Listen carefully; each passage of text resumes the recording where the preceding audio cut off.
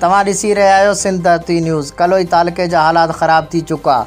ज़िले इंतज़ामिया पंहिंजी होॾ तां न लथी, ॿोॾि में ॿुॾल माण्हू बुख बदहाली बणिजी विया। रेवन्यू इंतज़ामिया मनपसंद ऐं सफ़ेद पोश माण्हुनि खे नवाज़ण लॻी। DC थर पार कर थर में कमु कंदड़ फ़िलाई NGOज़ खे पंहिंजी मदद करे छॾियो। समय मुतासिर बेयारो मददगार बणियल, जिजो को धणी न की साईं। चौमासी जे तेज़ बरसात खां पोइ कलोई तालुके जूं हालतूं इंतिहाई ख़राब थी चुकियूं आहिनि। माण्हुनि खे वेलो नथो मिले। सवे माण्हू बॾनि ऐं शाखनि रोडनि जे किनारनि ते वेठल, जिन खे न का चांवरनि जी थैली मिली, न को सामान जो कटो, न वरी को टेंट मिलियो। असां सॼे तालुके खे विज़िट कयो आहे। 6 ॾींहं खां वठी माण्हुनि जो हालत ॻणति जोगी थी चुकी आहे।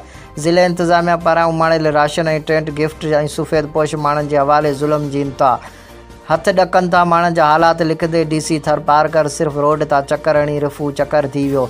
बाक़ी आयल सामान करपट तपेदार भूमरो सिंह ऐं वेर जी ठिकर जहिड़नि तपेदार जे रहम करम ते कलोई तालुके जी UC खाड़क, UC बटारो, सेड़ी, फांट समेत सवे ॻोठ सख़्तु मुतासिर, हज़ारे माण्हू बेघर थी वियल।